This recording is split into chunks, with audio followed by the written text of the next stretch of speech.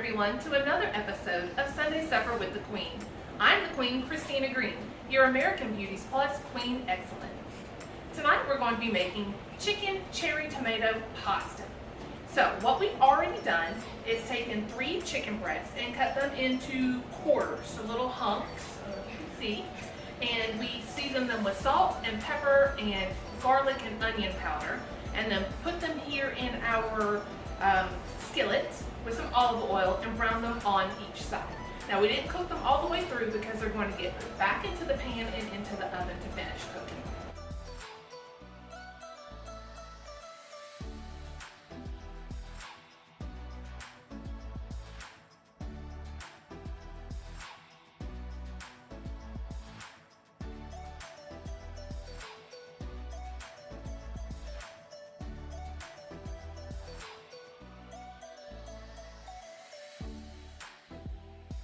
So the next step is we're going to make our cherry tomato mix. So for the cherry tomato mix, we are going to use a pint of cherry tomatoes, and I like the colorful ones. There's some yellow ones and red ones and kind of purple ones, just a bunch of fun ones. And if your family likes a lot of tomatoes, use more than just a pint. My family does not really care for them. They'll eat them, but they're not as crazy about them as I am. So the majority of these tomatoes will be eaten by me. Okay, so next we're going to add, it calls for a cup of freshly chopped basil. I don't have any fresh basil in the house. I didn't have any at the farmer's market, but I do have my little handy dandy basil paste. So instead of like a half a cup, because that'd be so much basil, I'm just going to give it a nice little hefty squeeze. And you know, we like basil. It's good. And then we're going to use, it called for a 1/4 cup of fresh oregano. I don't have any of that either, but I'm just going to use, I don't know, a little palmful. Yeah. Okay, and then to that we're going to do some thyme. Again, it called for a teaspoon of fresh chopped thyme. I don't have that, but I do have some ground. But still, a teaspoon is going to be too much. So I'm using, I mean, like legit, it's about a pinch. There we go. Okay, and then next I'm going to add garlic. Now the recipe called for, I think, 3 or 4 cloves minced up. I didn't have any of that, so we're going to use all of the squeezed garlic that I have left in my little squeezy container. Alright, well, come in there. Get out, I want all of you. We love garlic around here. Okay, this to the side for recycle. Okay, and now, also to that, so we're going to add about 3 teaspoons of olive oil. I'm just going to give it like a nice little swirl. You guys, I saw some hack on TikTok where they said when you pull the stopper out of the top, you're supposed to flip it back in and stick it in there, and then that's the way you just get like a little tiny bit out of the top. Has anybody seen this? Well, we decided to try it on our brand new bottle of olive oil because I wanted to be fancy, and I pushed it all the way through, and now we can't get it out.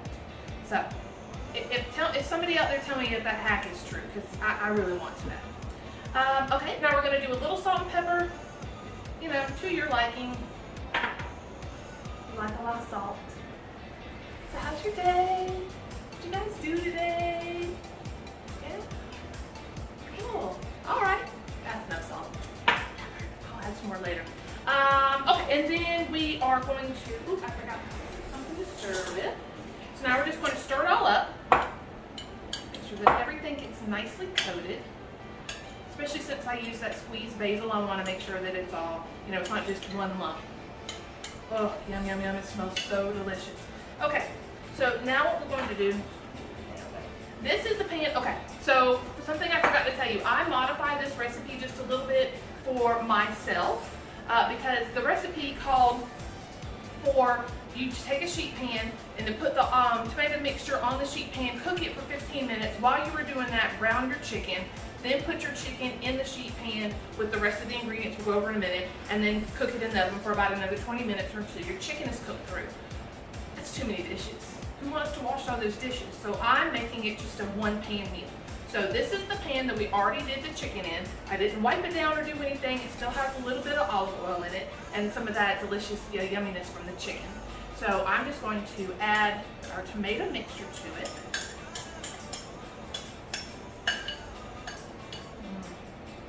She's got a spatula. I don't want any of this yumminess left behind. Okay.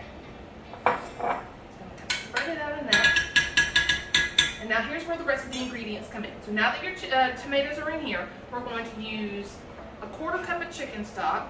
I have about a half here, though, half a cup. And we'll use it all. I like it. I like a lot of sauce. And then some red wine vinegar, about 2 teaspoons worth of red wine vinegar. Alrighty. And then 3 tablespoons of butter. And here's my cute little butter dish. We call her Bertha. She's a chicken. I don't know if that's a southern thing or if everybody does it, but like room temperature butter. Really good on a piece of bread.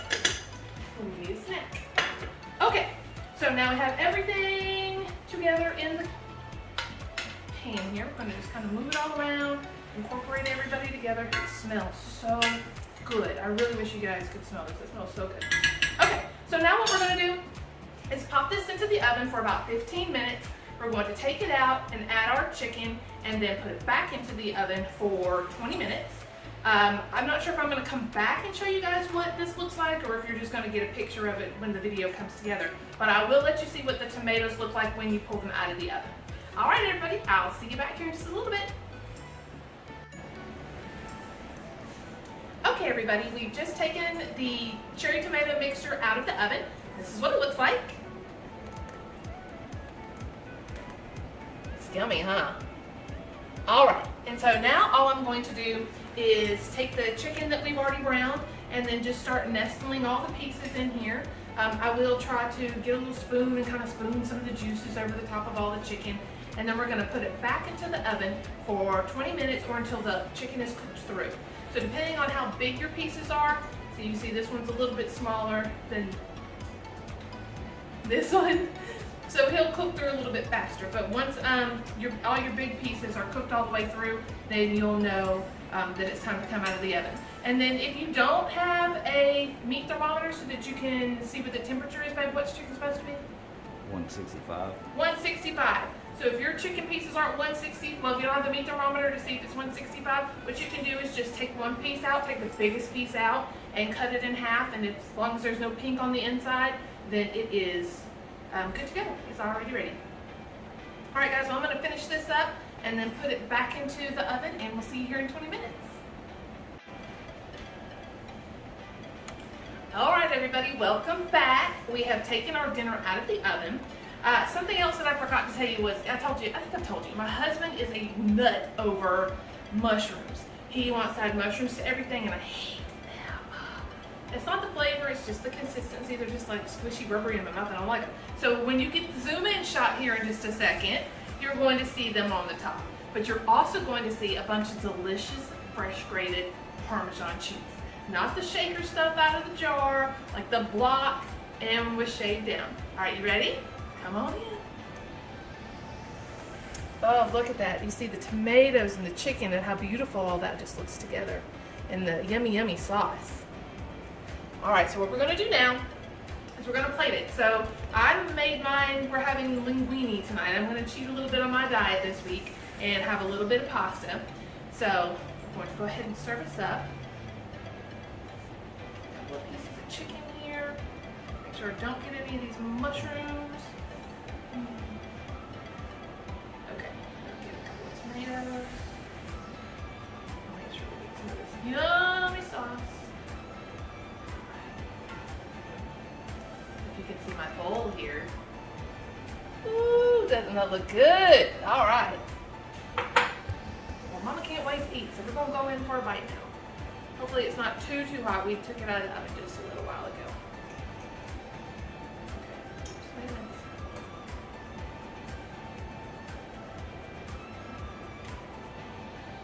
Oh, it's like your mama good. It's so good.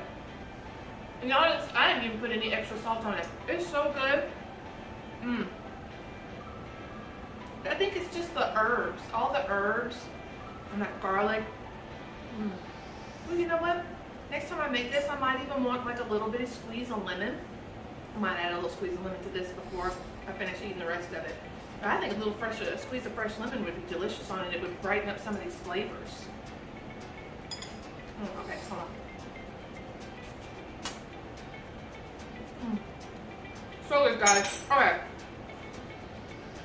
Don't forget, that I modified this recipe just a little bit, so when I post about it, I will include the link to the original recipe so that if that's the way you want to make it, you'll have all the ingredients there.